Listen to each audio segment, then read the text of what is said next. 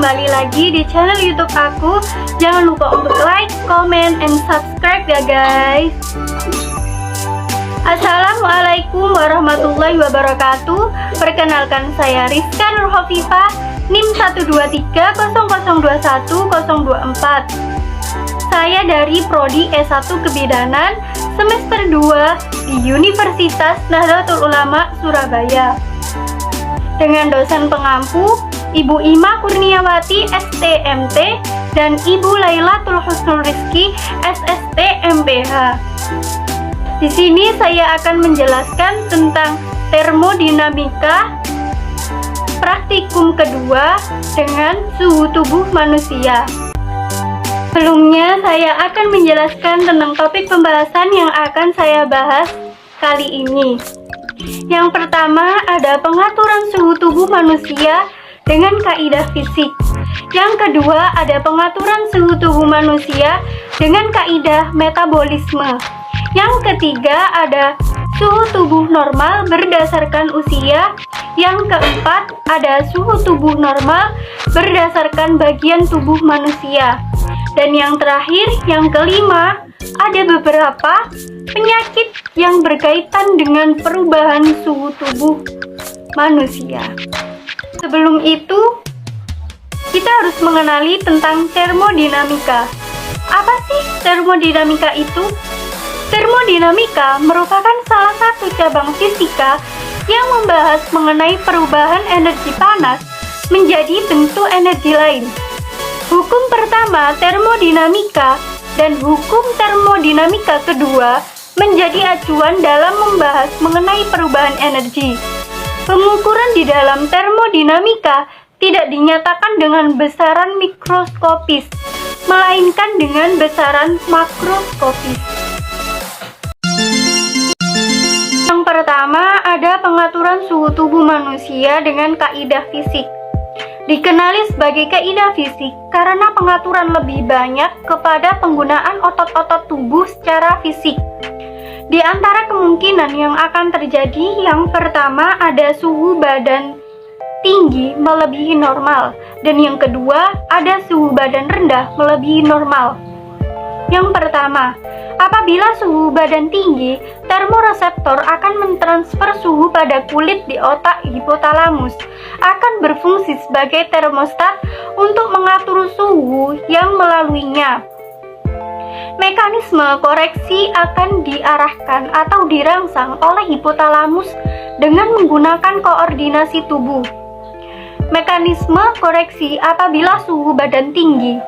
Yang pertama ada vasodilasi, yaitu pembuluh darah mengembang atau untuk berdekatan dengan kulit.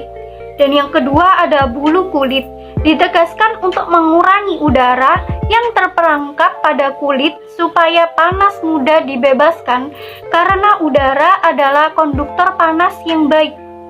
Dan yang ketiga, lebih banyak darah pada kulit atau kulit kelihatan merah, memudahkan panas darah terbebas keluar melalui proses penyinaran.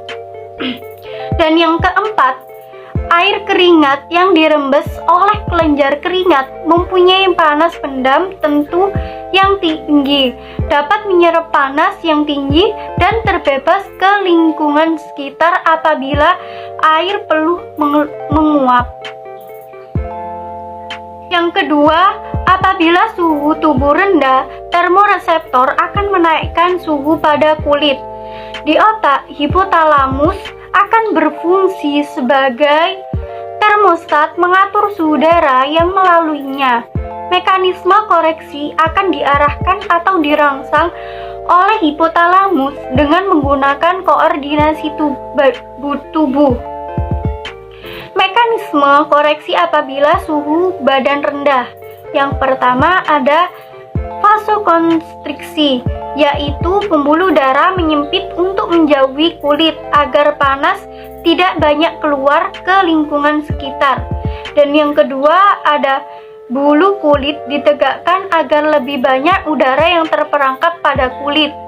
Dan yang ketiga, kurang darah pada kulit atau kulit kurang kelihatan kemerahan atau pucat, mengalami proses penyinaran untuk mencegah panas terbebas keluar lingkungan.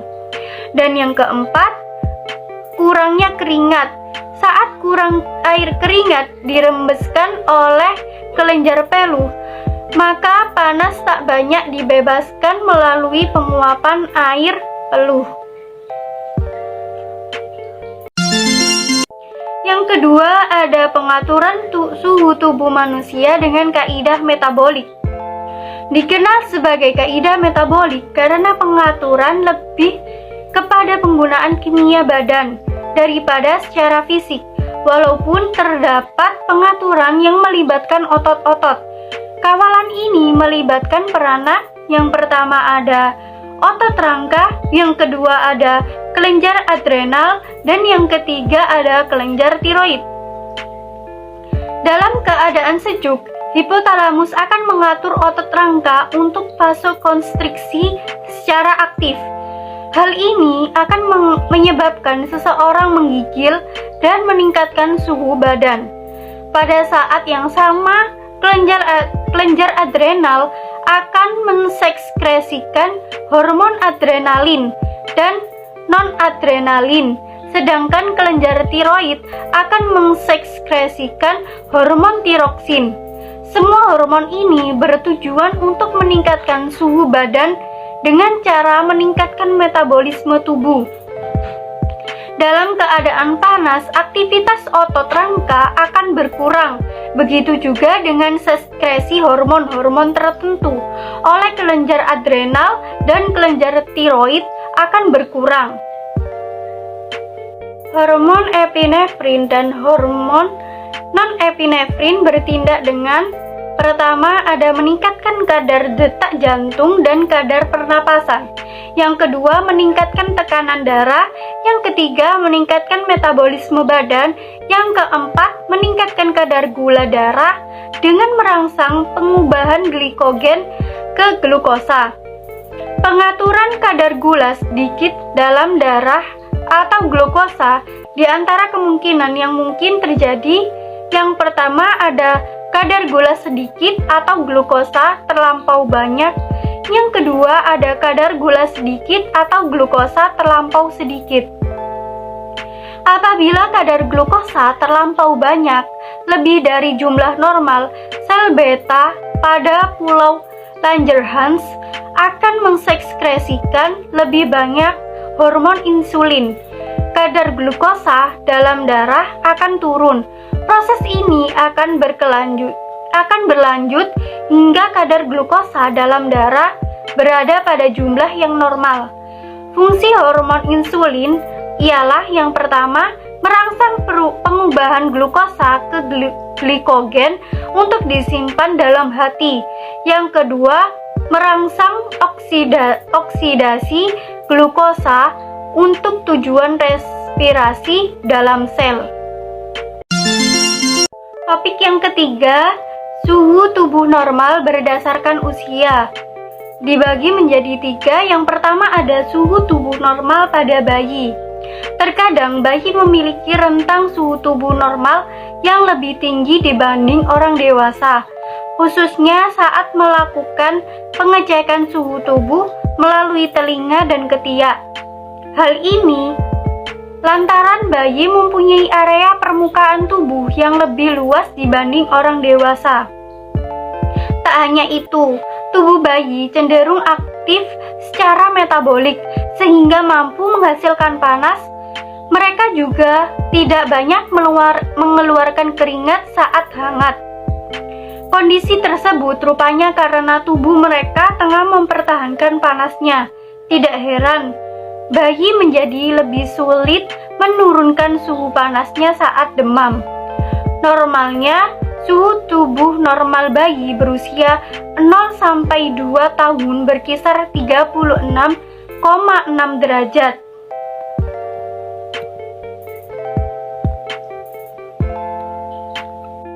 Normalnya, suhu tubuh normal bayi berusia 0-2 tahun berkisar 36,6 derajat hingga 37 derajat Celcius.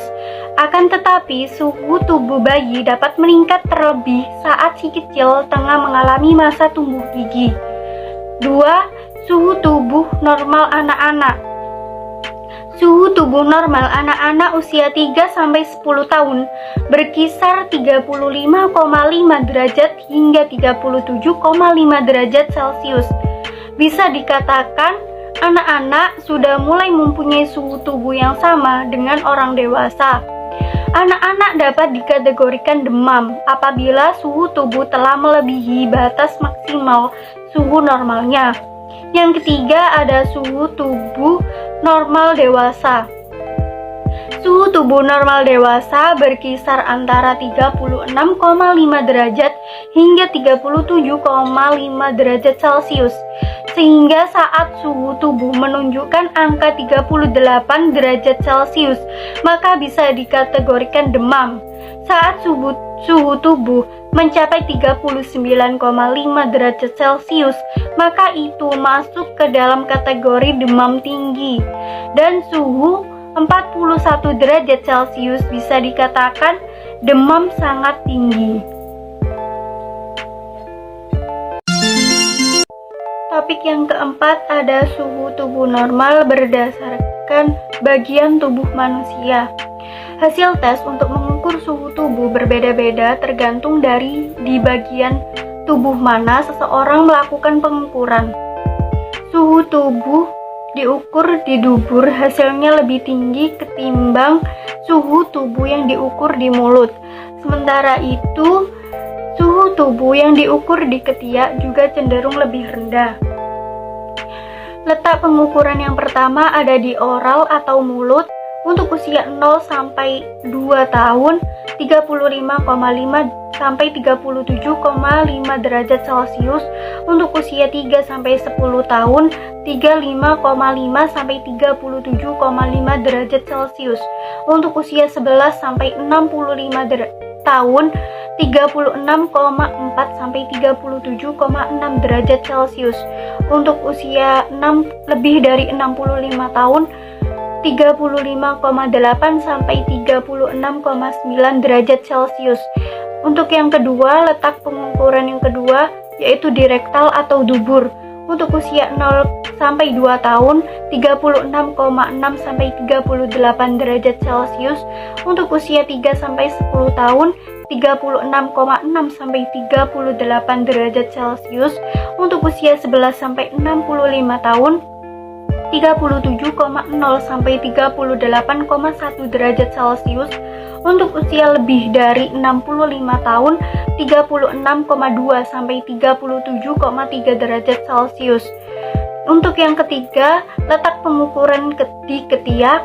Untuk usia 0 sampai 2 tahun 34,7 sampai 37,3 derajat Celcius. Untuk usia 3 sampai 10 tahun 35,9 sampai 36,7 derajat Celcius. Untuk usia 11 sampai 65 tahun 35,2 sampai 36,9 derajat Celcius. Untuk usia lebih dari 65 tahun 35,6 sampai 36,3 derajat Celcius. Untuk yang keempat, letak pengukuran di telinga. Untuk usia 0 sampai 2 tahun 36,4 sampai 38 derajat Celcius. Untuk usia 3 sampai 10 tahun 36,1 sampai 37,8 derajat Celcius. Untuk usia 11 sampai 65 tahun 35,9 sampai 37,6 derajat Celcius. Untuk usia lebih dari 65 tahun 35,8 sampai 37,5 derajat Celcius. Berikut tabel suhu normal berdasarkan bagian tubuh manusia. Topik yang kelima, beberapa penyakit yang berkaitan dengan perubahan suhu tubuh. Yang pertama ada demam. Demam bisa terjadi disebabkan karena mekanisme pengeluaran panas tidak mampu untuk mempertahankan kecepatan pengeluaran, kelebihan produksi panas sehingga mengakibatkan suhu dalam tubuh menjadi tidak normal. Demam merupakan mekanisme pertahanan yang penting. Peningkatan ringan Suhu sampai 39 derajat Celcius meningkatkan sistem imun tubuh. Demam juga merupakan bentuk pertarungan akibat infeksi karena virus menstimulasi interferon atau substansi yang bersifat melawan virus. Untuk yang kedua ada hipertermia. Hipertermia adalah peningkatan suhu tubuh sehubungan dengan ketidakmampuan tubuh untuk meningkatkan pengeluaran panas atau menurunkan produksi panas. Setiap penyakit atau trauma pada hipotalamus dapat mempengaruhi mekanisme pengeluaran panas. Hipertermia malignan adalah kondisi bawaan di mana tidak dapat mengontrol produksi panas yang terjadi ketika orang yang rentan menggunakan obat-obatan anestetik tertentu. Yang ketiga ada hipotermia. Pengeluaran panas akibat paparan terus-menerus terhadap dingin mempengaruhi kemampuan tubuh untuk memproduksi panas, sehingga akan mengakibatkan hipotermia. Hipotermia diklasifikasikan melalui pengukuran suhu inti. Untuk yang ringan 33 derajat sampai 36 derajat Celcius, untuk yang sedang 30 derajat sampai 33 derajat Celcius, untuk yang berat 27 derajat sampai 30 derajat Celcius, untuk yang sangat berat kurang dari 30 derajat Celcius. Untuk yang keempat, kelelahan akibat panas. Kelelahan akibat panas terjadi akibat kehilangan cairan dan elektrolit secara berlebihan, disebabkan oleh lingkungan yang terlalu panas. Tanda dan gejala ukuran volume cairan adalah hal yang umum selama kelelahan akibat panas. Untuk yang kelima, heat stroke.